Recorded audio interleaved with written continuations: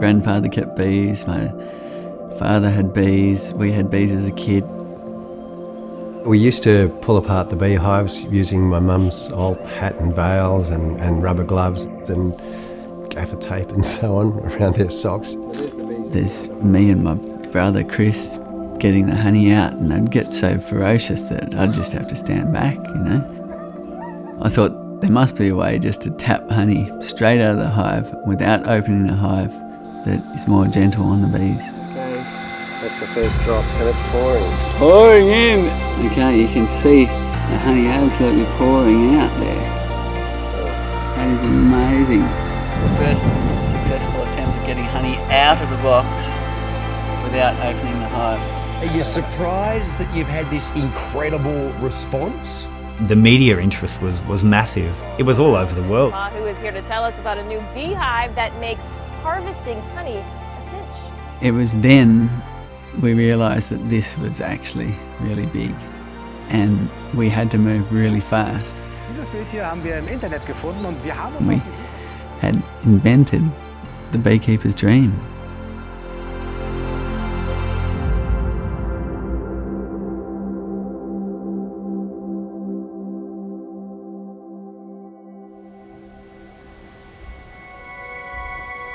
The idea of having a 9-to-5 office job was just frightening.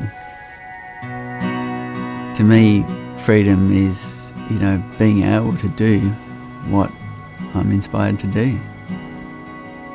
It's being able to work on inventions whenever I have an idea. I sit on the toilet, I look at a toilet roll and I go, how's that dispenser working? Oh, okay, why didn't they do it differently, you know? And that's what I did when I looked at a beehive. It's like, how does that all work? How do the bees work? How can we do it differently? How can we do it better?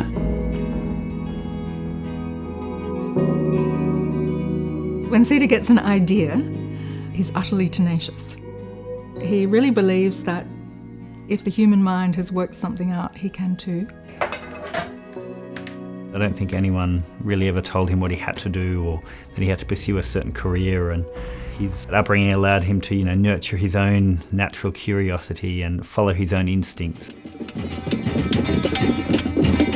A whole new wave of Nimbin pilgrims are still keen to discover an alternative to the consumptive society, a way of surviving with little.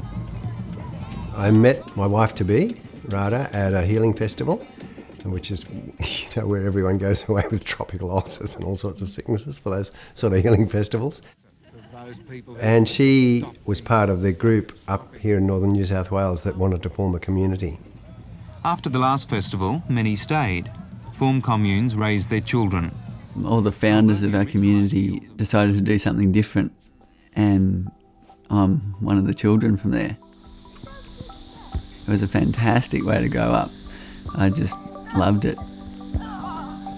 It's like its own little village, really, where everybody knows everybody, and it was freedom for us. 360 acres of forest and houses and places to play and swimming in the creek.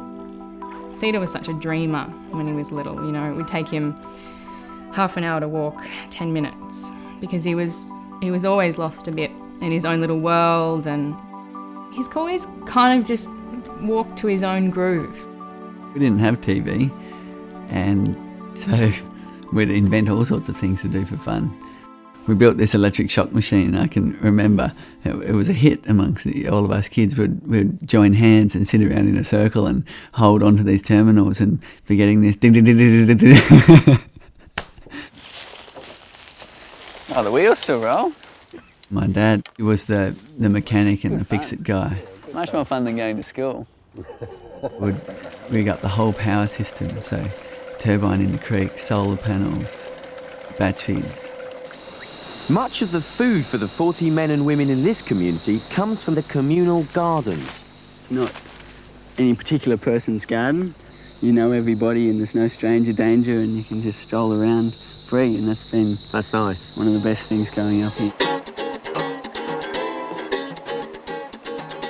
neither of my parents did criticism, so there was this sense of encouragement all the time that really gave me a sense of I can do anything, and this sense of not afraid to have a go.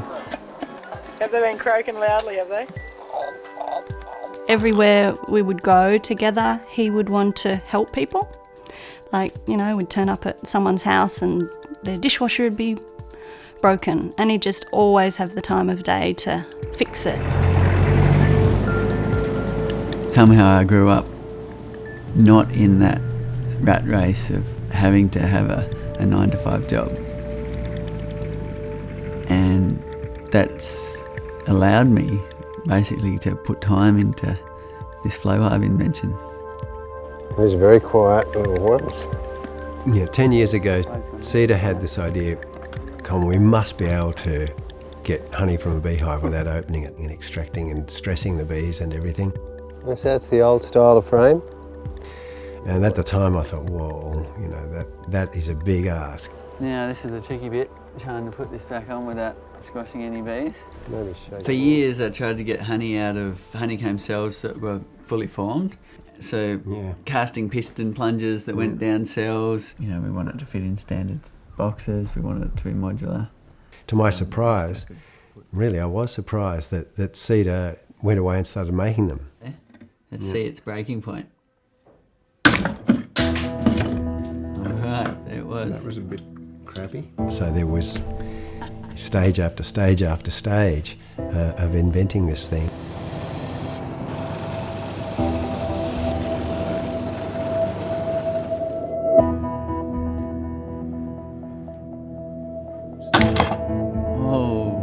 One morning I remember clearly waking up and going, it doesn't have to be honeycomb cells all the time.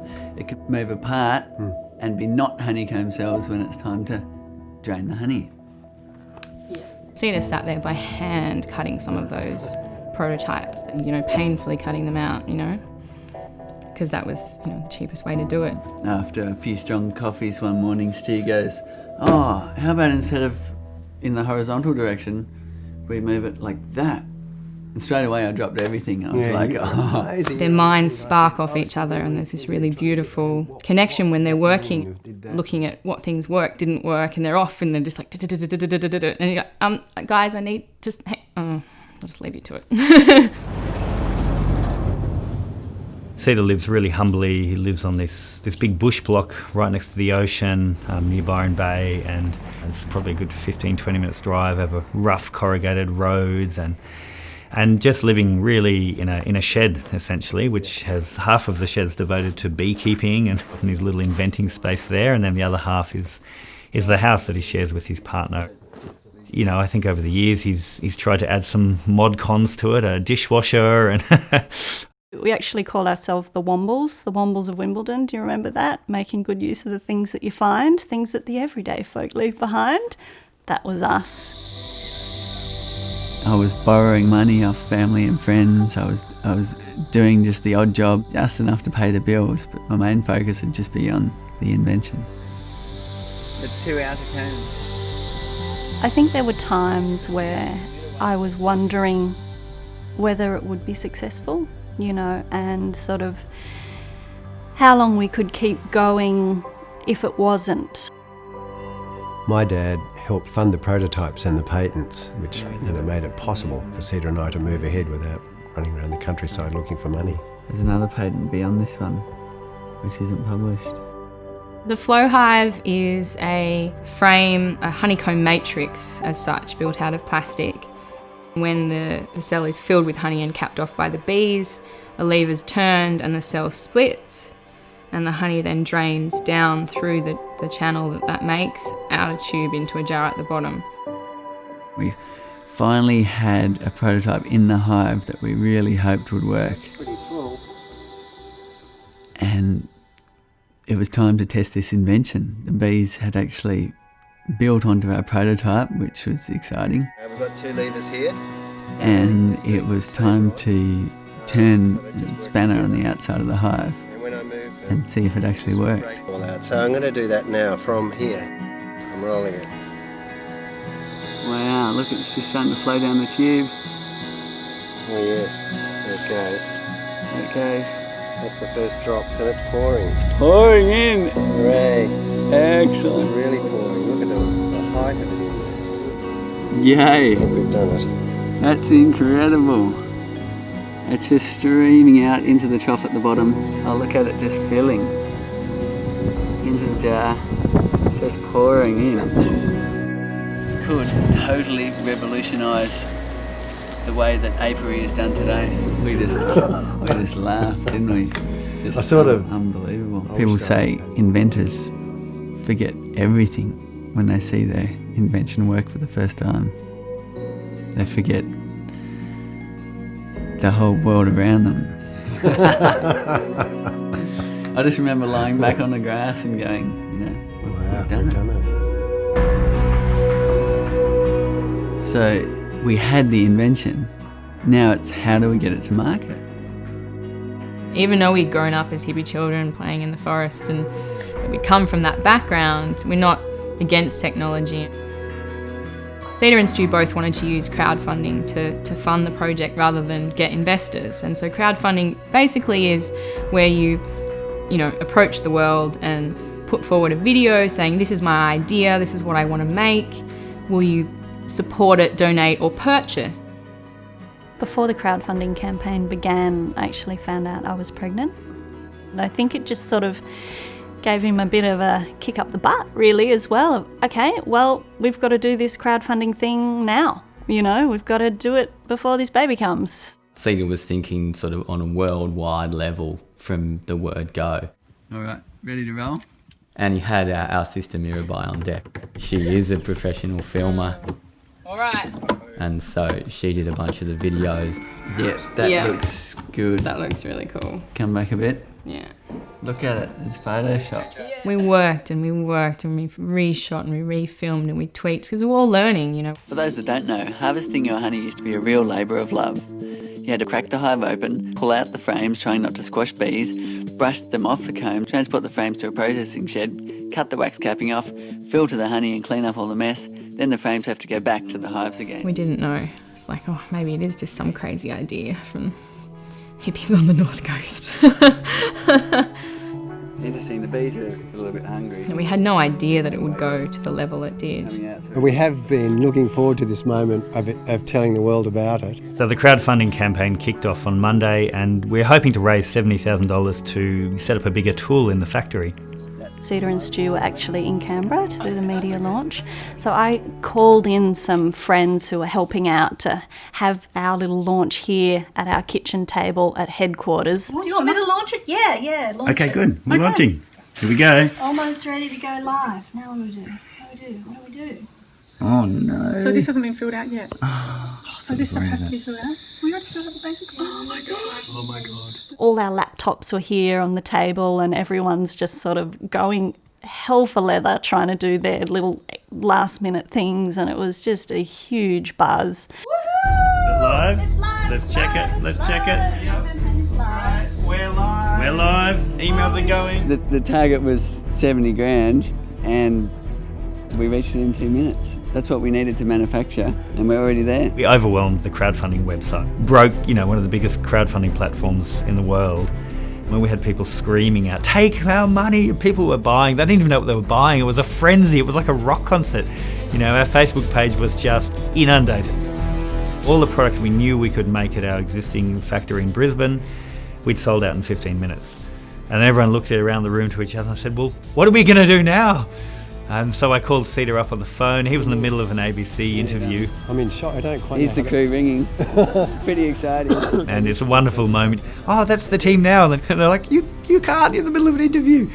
But it was panic stations, Then there's people jumping around in the background going, it's been 5 minutes and you've reached your target. $200,000, guys. I was just like, this is too exciting. I can't do this interview anymore. In 15 minutes, we'd raised $250,000 US. We have to make sure we can deliver, so we have to add some more time to it. The fastest campaign to ever hit $1 million, the fastest to get to $2 million. And we were just shocked. You know, we didn't even have time to pop the champagne. They're setting a crowdfunding record thanks to a revolutionary beehive innovation. Cedar was sort of talking about things going viral, and I'm thinking, you know, darling, it's a beehive, you know. It's not a cute little kitten. It's, you know, it's probably not going to go viral. This week, a new product hit the internet, and it's been creating a lot of buzz. It's the most significant beekeeping innovation in decades. But we're getting 50 new media inquiries every day. Mich hat gestört, dass beim Ernten oft Bienen zerquetscht werden. I would wake up at 5 in the morning and be talking to ABC radio, and then a little bit later I'd be talking to Washington Post, and a little bit later I'd be talking to the New York Times. I think it was 3 months of sleepless nights and thinking of all the things that had to happen, and, you know, pulling in more and more people.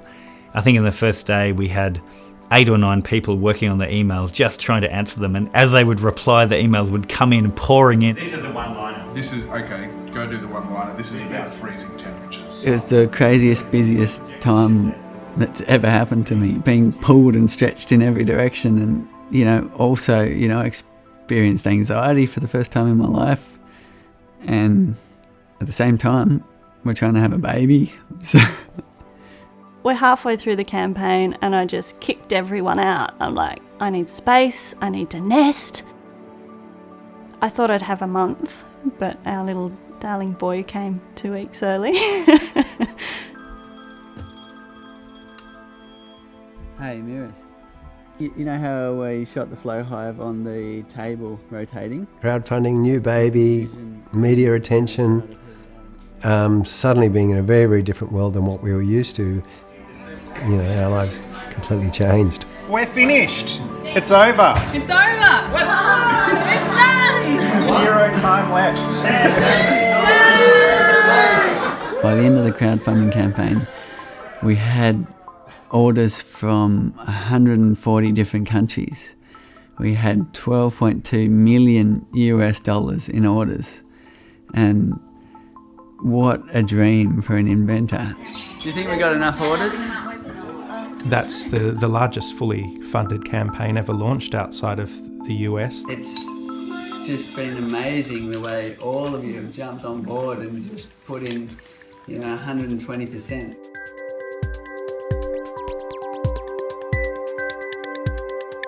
The Flow Hive is great for attracting interest into beekeeping and the importance of bees, but if these hives become neglected, because people then lose interest quite quickly, those hives could develop disease, and that disease could spread to other colonies in the environment, and that could be very dangerous for beekeeping in this country. We absolutely insist that you need to join your local bee group. You need to engage with the elders, you know, with the beekeepers that are already there, that have a wealth of knowledge, and it's really important to learn what you need to do to look after your hive. After looking over the patent and doing some thinking, I have to say, I'm not a fan. We've got a whole bunch of people really excited about it, and we've got another whole bunch of people that are really trying to slam us.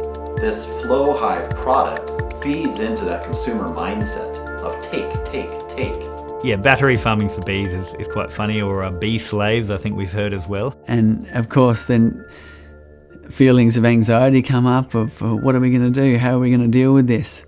And in the end we decided it was best to do nothing. You got them all on that side? Are they all off?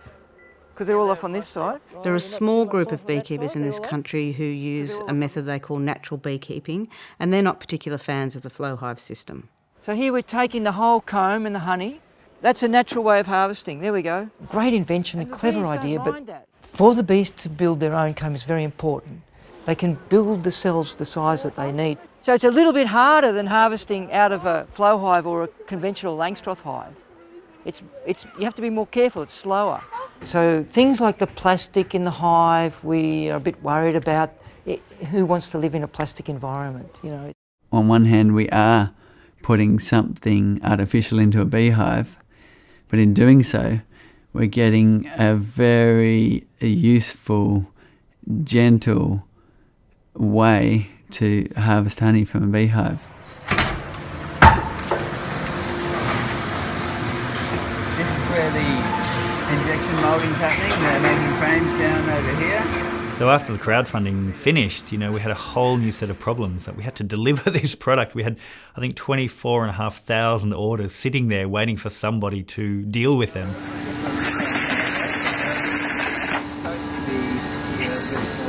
So all the money that we've raised we don't really know what the profit margin is. It's been a huge logistical exercise that's still going on, not only to manufacture the various things in Brisbane and so on, but for them to be assembled and boxed and packaged and sent to people all around the world. First pallet load on its way.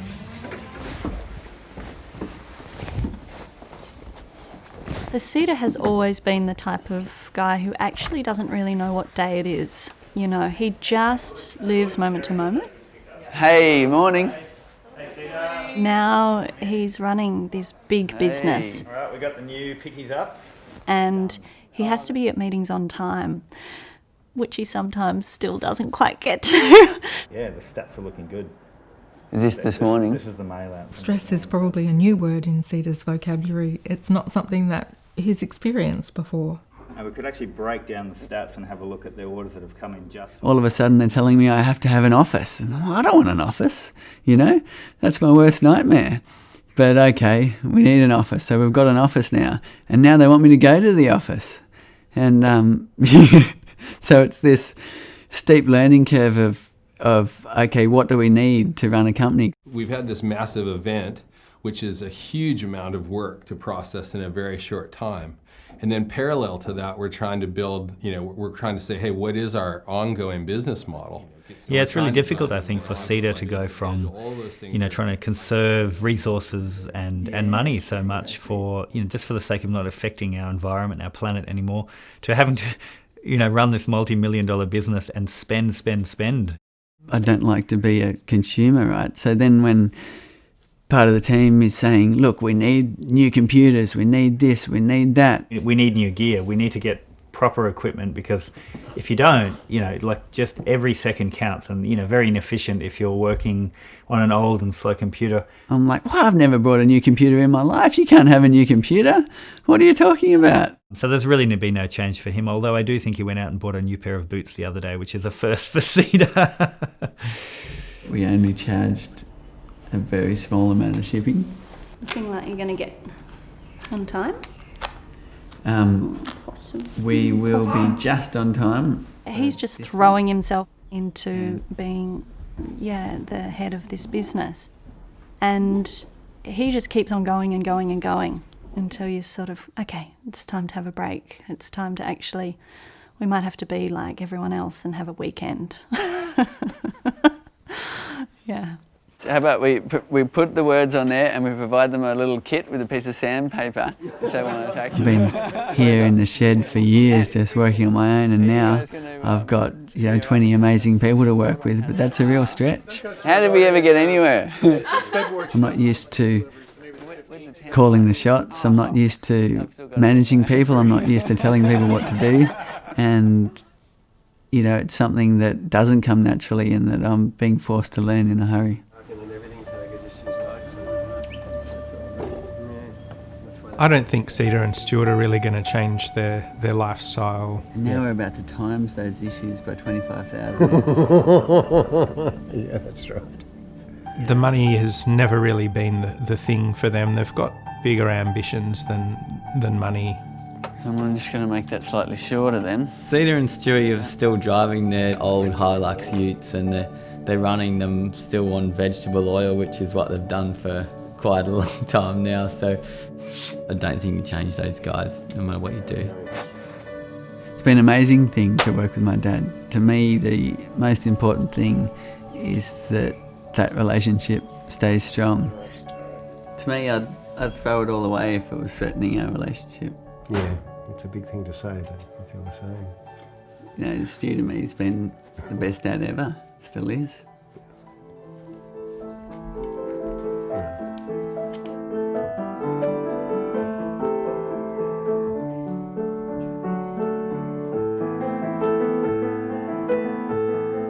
I've had people go, oh, you're working with your family, like, ooh, watch out. And I'm like, well, I think my family's different. we love each other enough and we have the ability to communicate well enough that if there was ever an issue, it would get talked about. So many years of family having to keep this a secret. A toast to finally being able to tell the world. It is a big family project where we've involved everybody from uncles to brothers, my grandfather, my sisters, cousins.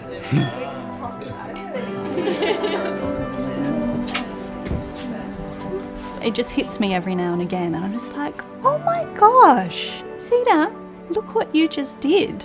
Can you believe that? Bye, Charlie. I don't know. It's a total roller coaster. It's euphoric. See ya. Even now, I pinch myself, and it still doesn't feel real. Here we go, Charlie boy. Here we go. Gonna go on an adventure. Yeah, it's funny. I don't feel like a millionaire at all. I feel still the same as I always was.